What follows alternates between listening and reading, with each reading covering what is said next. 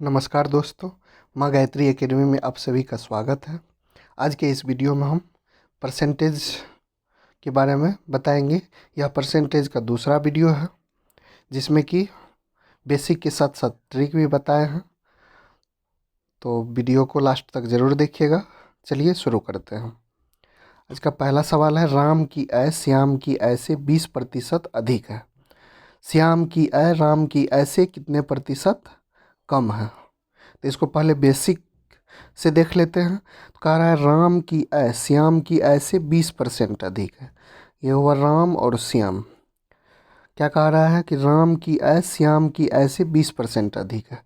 सबसे पहले अधिक परसेंटेज, अधिक और कम समझ लेते हैं। अगर 20% अधिक दिया हुआ है तो परसेंट, कोई भी चीज़ 100% माना जाता है, तो 20% अधिक है तो यह कितना हो जाएगा? 120 हो जाएगा। 20% कम है, 20% कम है तो 100 में से 20 घटा दीजिए, वो हो जाएगा 80। बोल रहा है 30% अधिक है, 30% अधिक, तो इसको क्या लिखेंगे? इसको लिखेंगे 130।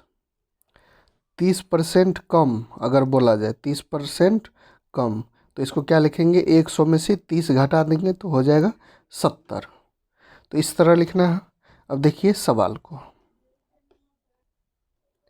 राम और श्याम का आय दिया हुआ है, तो राम की आय श्याम की आय से, तो श्याम की आय मान लेते हैं 100, तो राम की आय तब क्या हो जाएगा? 20% अधिक है। श्याम से 20% अधिक है राम की आय, तो इसका हो जाएगा 120। अब क्या कह रहा है? श्याम की आय राम की आय से कितने प्रतिशत कम है? तो पहले कमी देख लीजिए। तो 120 में से 100 गया, 20 कम है। किससे कम है? तो राम की आय से कम है। किससे कम है? राम की आय से कम है। तो जिससे कम या अधिक उसका नीचे में गुना 100%, 100%। तो ये हो गया 20 छः के 120, ये हो गया फिर 50 दूनी 100 और 3 दूनी 6, कितना हो गया? 50/3%। इसको पूर्णांक में लिख दीजिए, तो 16 या 48, 250/3, 16.2/3% हो गया आंसर। एक बार इसको फिर से समझ लीजिए।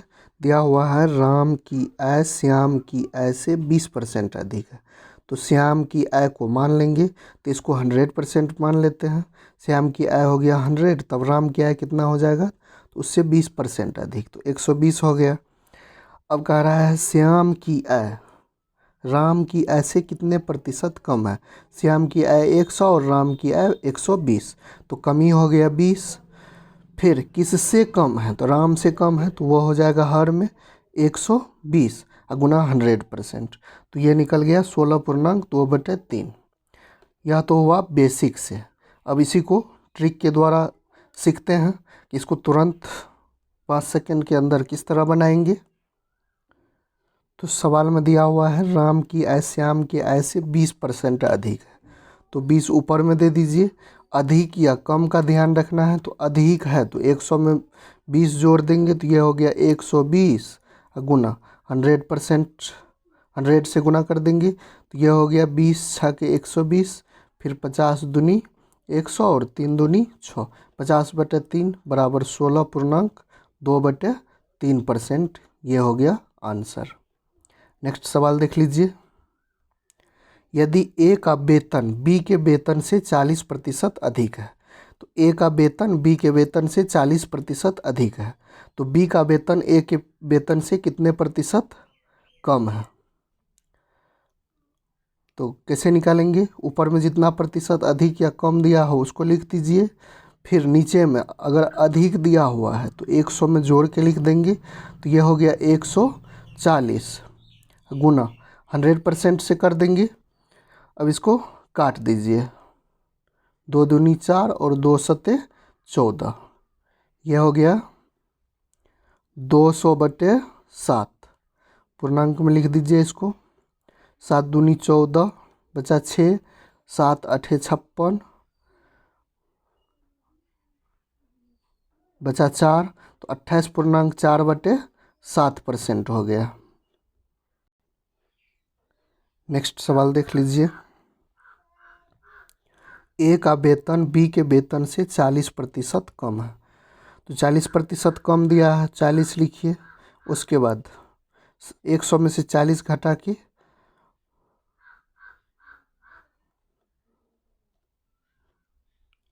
और 100% से गुना कर दीजिएगा, यही हो जाएगा आपका आंसर। तो ये काट दीजिए, 20 दूनी 40 और 20 तिया 60, कितना हो गया 200/3%।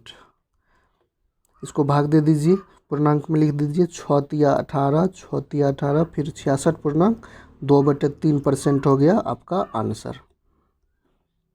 चलिए नेक्स्ट सवाल देख लीजिए। सीता की आय गीता की आय से 10% कम है। तो क्या लिखेंगे, ऊपर में 10 कम है तो 100 में से उतना घटा के नीचे लिखेंगे और 100 से गुना कर देंगे, तो यही हो जाएगा प्रतिशत। तो ये कट गया 100/9, पूर्णांक में इसको लिखेंगे तो 11.1/9% आंसर हो जाएगा। नेक्स्ट देख लीजिए। चीनी का मूल्य 20% घट गया, ज्ञात कीजिए कि उपभोक्ता पहले जितने व्यय में कितने अधिक चीनी प्राप्त करेगा। क्या दिया हुआ है, चीनी का मूल्य 20% घट गया, ज्ञात कीजिए कि उपभोक्ता पहले जितने व्यय में कितने प्रतिशत अधिक चीनी प्राप्त करेगा। तो कितना प्रतिशत घट गया है, 20%, उसको ऊपर में लिख दीजिए। और घट गया है तो 100 में से उतना घटा के लिखेंगे, तो 100 में से 20 गया 80 और इसको गुना कर देंगे 100% से। तो 20 चौके 80, फिर ये 25 चौका 100, कितने प्रतिशत अधिक चीनी प्राप्त करेगा, तो यह 25% अधिक चीनी प्राप्त करेगा। नेक्स्ट सवाल देख लीजिए। यदि किसी त्रिभुज के आधार में 10% की कमी हो जाए तथा उसके क्षेत्रफल में कोई परिवर्तन नहीं हो तो उसकी ऊंचाई कितने प्रतिशत बढ़ा देना चाहिए। तो कितने प्रतिशत की कमी हुआ है, 10, उसको ऊपर में लिखिए। कमी हुआ है तो 100 में से उतना घटा के लिखिए, तो 100 में से 10 गया 90, फिर यहाँ 100% से गुना कर दीजिएगा, यही हो जाएगा आपका प्रतिशत में आंसर। तो ये कितना हुआ, 100/9, 11.1/9% हो गया आपका आंसर। नेक्स्ट सवाल देख लीजिए। खाद्य सामग्री का मूल्य 10% बढ़ गया, क्या कह रहा है, उपभोक्ता खाद्य सामग्री का उपयोग कितने प्रतिशत कम कर दे कि उसका खर्च न बढ़े। तो किस तरह इसको बनाएंगे दोस्तों, इस तरह का सवाल हो तो सब में यही ट्रिक लगेगा। जितना बढ़ गया घट गया उसको ऊपर में लिखिए, बढ़ गया तो 100 में जोड़ के लिखिए और घट गया तो 100 में घटा के लिखिए। तो 10% बढ़ गया है तो ये कितना हो जाएगा, 110 गुना 100% से गुना कर दीजिए। अब कितना हो गया, 100/11, तो 11×9=99, 100/11, 9.1/11, कितना हो गया, 9.1/11% आपका आंसर हो गया। नेक्स्ट सवाल देख लीजिए। एक व्यक्ति की आय 10% बढ़ी, कुछ दिनों बाद पुनः 20% बढ़ गई, व्यक्ति की आय में कुल कितने प्रतिशत की वृद्धि हुई। तो इस तरह के सवाल को कैसे बनाएंगे, तो पहले 10% बढ़ता है फिर 20% बढ़ता है। किसी सवाल में दे दिया पहले घटा फिर बढ़ा, किसी सवाल में दे देगा पहले बढ़ा फिर घटा, किसी सवाल में देगा दोनों घट ही गया।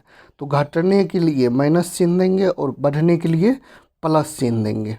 इसको किस तरह बनाएंगे, तो पहले 10% बढ़ा फिर 20% बढ़ा, तो बढ़ने के लिए प्लस, फिर प्लस इस दोनों का गुणनफल, जितना परसेंट बढ़ रहा है या घट रहा है उसका गुणनफल, और बटे में 100 दे देंगे।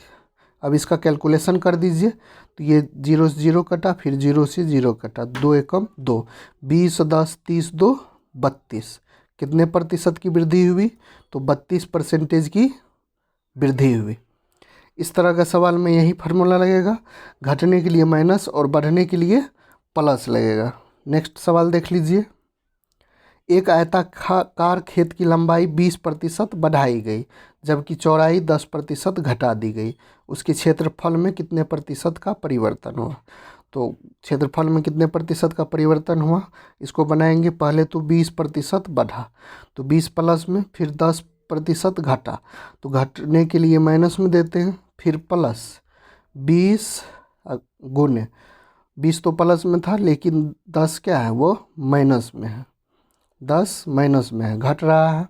अब बटे 100, भाग में 100 दे देंगे, 0 से 0 कट गया, फिर 0 से 0 कट गया। अब ये 20 में से 10 गया 10, 20 में से 10 को घटाएंगे 10, यहाँ देखिए 2 गुना -1, तो -2 हुआ यहाँ, तो 10 में से 2 गया 8। कितने प्रतिशत का परिवर्तन हुआ, तो यह 8% का परिवर्तन हुआ इसमें। दोस्तों जब यहाँ प्लस लगा रहे तो वृद्धि होगा, और माइनस जब लगा रहे तो कमी होगा। तो क्षेत्रफल में क्या हुआ है, क्षेत्रफल में वृद्धि हुआ है। कितने प्रतिशत की, तो वो 8% की हुई है। अगर माइनस लगा हुआ रहता तो क्षेत्रफल में कमी होती 8% की। नेक्स्ट सवाल देख लीजिए। मोहन ने अपना व्यय पहले 15% घटाया, पुनः 5% घटाया। तो इस केस में क्या है, दोनों जो है घटाया ही जा रहा है। तो इसको देख लीजिए, पहले 15% घटाया तो उसको लिखेंगे -15, फिर 5% घटाया तो -5, प्लस इस दोनों का गुणनफल, तो -15 गुने -5। अब बटे में क्या हो जाएगा, भाग किससे देना है, तो 100 से देना है। अब इसको गुना भाग कर दीजिए, तो ये कितना हो जाएगा, -5, 15 -5, ये हो गया -20 प्लस 15 पची 75, दोनों माइनस है तो प्लस हो जाएगा, 75 बटे 100। अब इसको काट दीजिए, तो 25 तिया 75, 2500 का 100। तो अब यह गुना करके कितना हो जाएगा, तो -80 प्लस 3, तो 80 में से 3 गया, -77 बटे 4। अब इसको जो है पूर्णांक में लिख दीजिए, तो वो कितना हो जाएगा, -19.1 बटे 4, 1976, 177। अब यहाँ देखिए माइनस आया है, तो आंसर में तो माइनस रखना नहीं है, तो क्या हो जाएगा, 19.1 बटे 4%। यह माइनस के लिए क्या समझना है कि माइनस जब आया है तो यह हो जाएगा कमी। तो उसके व्यय में कुल कितने प्रतिशत की कमी हुई है, तो 19.1 बटे 4% की कमी हुई है। नेक्स्ट सवाल देख लीजिए। दोस्तों आज की वीडियो में इतना ही, मिलते हैं नेक्स्ट वीडियो में। जय हिंद।